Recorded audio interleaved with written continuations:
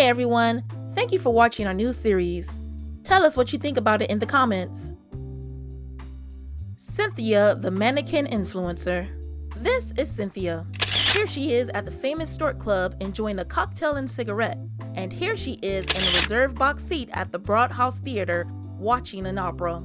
Somehow, she managed to miss the first act due to a late dinner. And here she is reading fan mail. From 1937 to 1939, Cynthia was a mannequin socialite that took America by storm.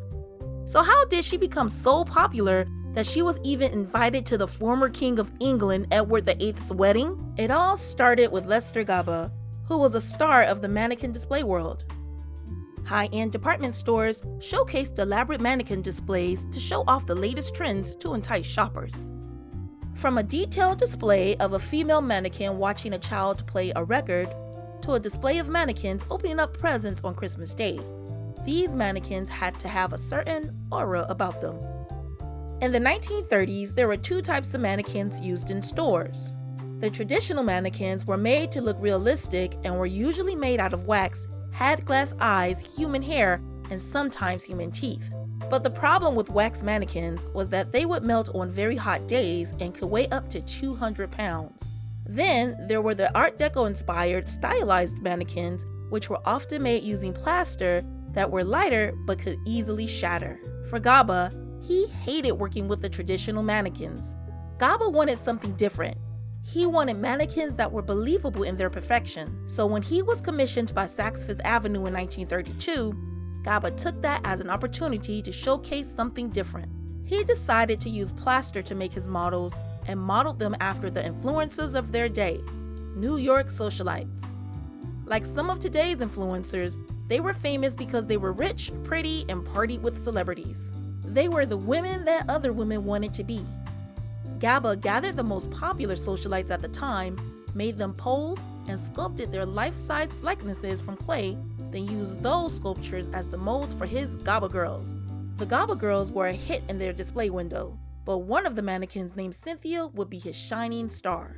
Modeled after socialite Cynthia Wells, the mannequin had an almost human quality to it. Gaba tried to make Cynthia the mannequin as realistically perfect as possible, and included small imperfections like freckles and slightly different sized feet. The mannequin was cool and chic and rarely seen without a cigarette in her hand. One day in 1937, a famous hat maker named Lily Dash spotted Cynthia in a Saks Fifth Avenue display, and she was so amused with the mannequin that she jokingly sent Cynthia an invitation to a salon opening. What no one expected was Cynthia to show up dressed to the nines, accompanied by her creator, Lester Gaba. Cynthia stole the show and the invitations came pouring in.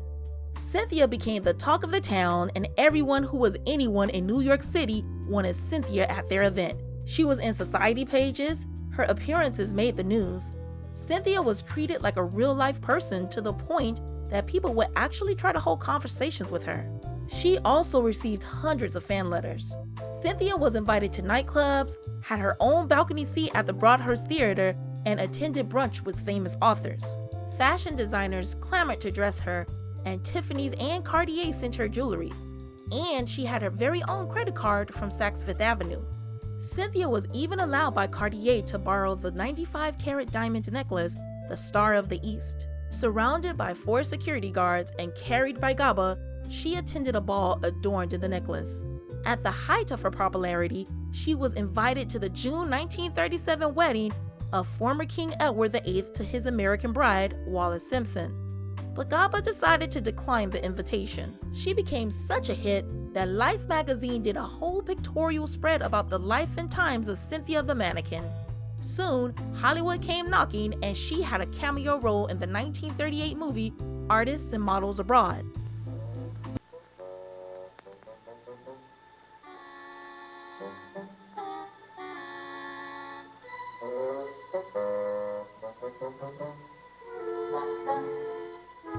Her life in the limelight continued when she starred in her very own radio show and wrote in an advice column in the newspaper. However, all things come to an end, and in 1942, Lester Gaba was drafted into World War II. But before he left, he sent Cynthia back to his hometown to Hannibal, Missouri, and had his mother watch over her. Gaba gave her strict instructions to treat Cynthia like a person and continue her weekly beauty treatments. Unfortunately, during one of her salon visits, Cynthia slipped from a chair and shattered into 1,000 pieces. As a result, he spent $10,000 of his own money wiring the new Cynthia with an internal speaker in the hopes of getting her a televised talk show. Adjusted for inflation, he spent well over $118,000 to rebuild Cynthia, but the speaker system didn't work correctly and everything was garbled. The talk show was a bust. In post-war America, and with the rise of television, there was no public interest in a glamorous fashion mannequin. Eventually, Gaba stopped designing window displays to teach design for various colleges and wrote articles about fashion displays in Women's Wear Daily. Cynthia was an influencer and a precursor to today's virtual celebrities. Lil Miquela is a virtual model and influencer created by Trevor McFredries and Sarah DeCal. She's heavily active on Instagram and TikTok, which covers the fictional narrative of a 19-year-old Brazilian American. And just like Cynthia, Lil Miquela is regularly photographed with celebrities. She has had brand deals with Calvin Klein and Prada and has been featured in magazines. Lil Miquela has also released music and has over 3 million followers on Instagram. Her influence is at the heights that Lester Gaba could only dream of. So what became of Cynthia? According to Gaba, he became so disgusted that he stored her at a friend's attic in Greenwich, New York, and never took her out again. Hi everyone, we're trying a new series called Strange Saturdays. These are strange and weird stories that aren't true crime that we find interesting. Don't forget to like and subscribe. If you want to see us cover more stories like this one, let us know in the comments. So this was a pretty odd one, and we think Lester Gaba had a Lars and a real girl kind of situation with Cynthia.